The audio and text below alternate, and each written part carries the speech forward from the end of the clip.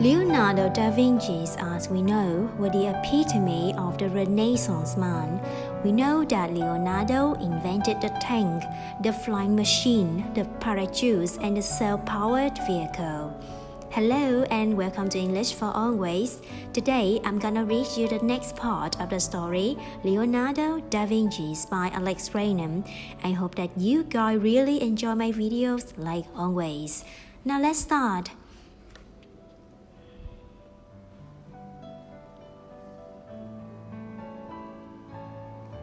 Number 4. Into the Dark.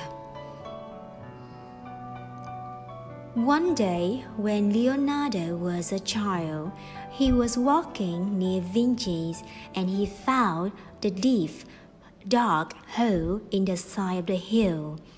He wanted to look inside, but he was afraid of the dark. It was better to walk away, but Leonardo was curious. He had to go in.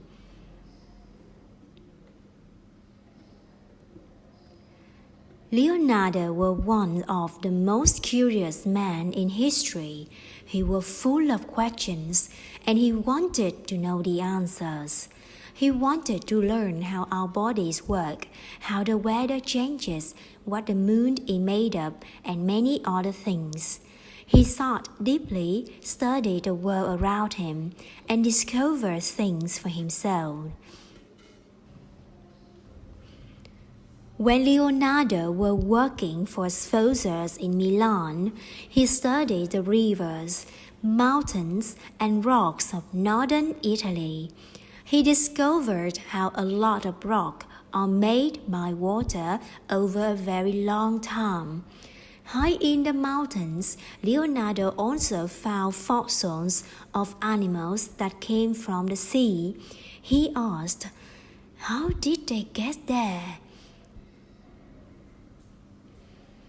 In Leonardo's day, people thought that the things around them, like mountains and seas, always stay the same.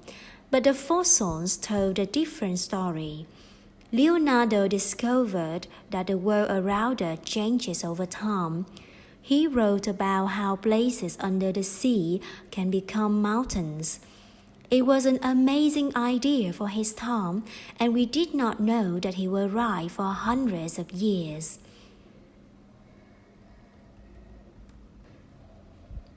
People in Leonardo's day thought that the moon was bright because it made light. Leonardo discovered that the moon is bright because of the light from the sun. Leonardo imagined that he was standing on the moon and looking back at the world. From the moon, our world looks bright too, he thought. And 450 years later, we finally photographed our world from the moon, a bright blue circle in the dark, just like Leonardo imagined. In Milan, Leonardo started to write about things like math, painting, and engineering. His pages are full of beautiful drawings with notes all around them. He often wrote about different things on the same piece of paper. Perhaps Leonardo did this because paper was so expensive at the time, or perhaps he did it because he had so many ideas in his head, he could not stop thinking about different things. In 1487, Leonardo made a drawing called The Vitruvian Man.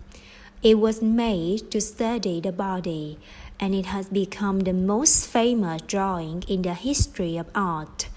Today, you can see it on €1 coins and in many other places. At the same time, Leonardo was making beautiful drawings of our anatomy, the inside of our bodies. Many people in Leonardo's day thought that it was wrong to study our anatomy, but for Leonardo, the body was like a machine. He wanted to see how it worked. He studied how people were different from animals, and he worked with doctors. Leonardo cut bodies open, threw them, and made some amazing discoveries. One day, Leonardo spoke to a very old man in a hospital in Florence. A few hours later, the man died. Leonardo wanted to know why people died, so later he cut the man's body open and tried to find the answer. Leonardo saw that the walls of the man's arteries was much narrower than the arteries of a young person. Perhaps the narrow arteries stop the blood with moving through our bodies, he thought. Well, he's right. This is problem, killed the old man. We do not know, but about 25% of all deaths today happen because of problems with the arteries and heart. Amazingly, Leonardo's anatomy drawings are still helping people today. In 2005, a doctor at Papworth Hospital in Cambridge, England, studied Leonardo's drawings of the heart. They gave him an idea about how to work in a different way on one part of the heart. This helped to save people's lives.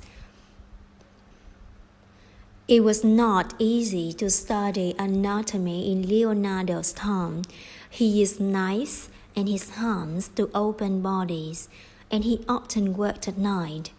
The bodies began to smell bad very quickly, and at times Leonardo had to leave them in his workshop. It was hard to go into a dark room and look at death in the middle of the night. Leonardo was afraid, but he was curious too. He had to go and see. Alright everyone, the video is gonna end here. And I hope that you guys have a good time. Please give me a like, a share, and a subscribe for my channel. Thank you and have a good day.